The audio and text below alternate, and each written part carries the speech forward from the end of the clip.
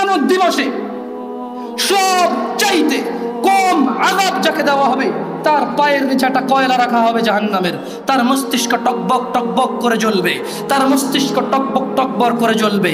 এই ব্যক্তি মনে করবে আমার চাইতে বেশি শাস্তি মনে হয় আল্লাহ তাআলা যত মানুষ সৃষ্টি করেছে আর কাউকে দেয়নি। অথচ আল্লাহ সুবহানাহু ওয়া তাআলা, রাসূল সাল্লাল্লাহু আলাইহি সাল্লাম বলেছেন এর চাইতে নিম্নমানের শাস্তি আর কাউকে দেওয়া হবে না, যার পায়ের নিচে শুধু একটা কয়লা রাখা হবে, তার মস্তিষ্ক টকবক টকবক করে জ্বলবে।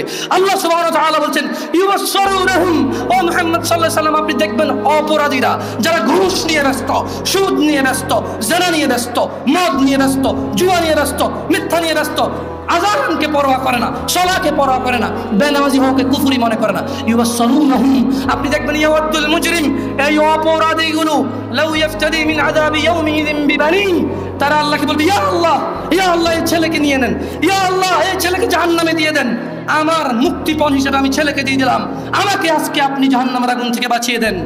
ওয়া সাহিবাতিহি ওয়া আখি, অপরাধী অপরাধ করে মৃত্যুবরণ করিও না মুসলিম।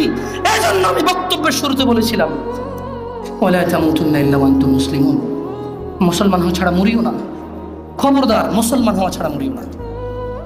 মুসলমান হওয়া ছাড়া মরলে বড় বিপদ আছে, মুসলমান হওয়া ছাড়া মরলে বড় বিপদ আছে।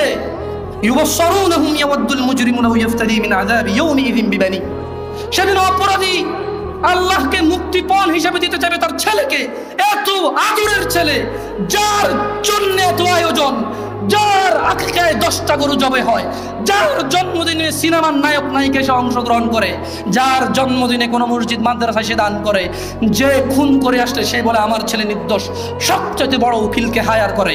এত আদরের ছেলে, যেই ছেলে 7 খুন করলে মাপ, যেই ছেলের জরিমানা দিতে দিতে বাপ কখনো অসন্তুষ্ট হয় না, এই এত আদরের সন্তানকে পরিস্থিতি কি হতে পারে একটু ভাবো মুসলিম।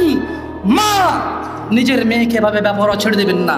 আপনি বাবা, আপনাকে বলছি ভাইয়া, চাচা, যদি খালি অপরাধী হয়ে মরো তবে শুনো সূরা মাআরিজে আল্লাহ বলছেন অপরাধী সেদিন তার মুক্তিপণ হিসেবে দিতে চাইবে তার ছেলেকে, ও সাহিবাতিহি ওয়া আখি, তার স্ত্রী তার ভাইকে, ও ফাসিলাতিহি আল্লাতী তুই, তার জ্ঞাতি গোষ্ঠী যারা ওকে আশ্রয় দিত, ওমান ফিল আরদি জামিয়া সুম্মা ইউনজি, যখন হবে না আল্লাহ বলবে ছেলে লাগবে না তুই অপরাধী তোকে লাগবে, স্ত্রী আর ভাই দিয়ে আল্লাহ বলবে হবে না তুই অপরাধী তোকে লাগবে।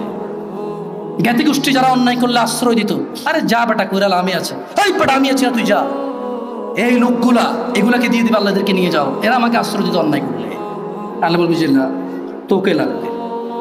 ও বলবে ওমান ফিল আরদি জামিআ, অতঃপর সে বলবে ইয়া আল্লাহ জমিন আর জমিনে যা কিছু আছে, সুম্মা ইউনজি, এই জমিনটা পুরো এই পুরো পৃথিবীতে যা আছে সব নিয়ে নেন, সুম্মা ইউনজি, অতঃপর আমাকে নাজাত দিয়ে দেন। যেই রব আহ্বান করে বলে রাতের 1/3 যখন থাকবে, যে দয়ালু রব আহ্বান করে বলে এই দিনের অপরাধীরা আসো রবের কাছে ক্ষমা চাও, ক্ষমা করে দেব, সুস্থ হতে চাও চাও সুস্থ করে দেব, জান্নাত চাও চাও দিয়ে দেব। এত দয়ালু রব যিনি বলে বান্দা তুমি জমিন থেকে আকাশ পর্যন্ত গুনাহ নিয়ে আসো, আমি রব জমিন থেকে আকাশ পর্যন্ত দয়া নিয়ে আসবো, আমার সাথে শিরিক করো না। এত দয়ালু রব সেদিন ওই অপরাধী হয়ে যদি মারা যান, তাহলে এত দয়ালু রব যিনি মানুষের হৃদয়ে ধুলা কণা এর চাইতে কিছু একটা ছোট্ট, বোঝা যায় না, বলা যায় না, ভাষা নাই, কিন্তু কিছু একটা ছোট, বাস এর ছোট আর কিছু নাই, এটা বলা যায় না নাম। হৃদয় ঈমান থাকলে জান্নাতে দিবে, এত দয়ালু সুবহান আল্লাহ।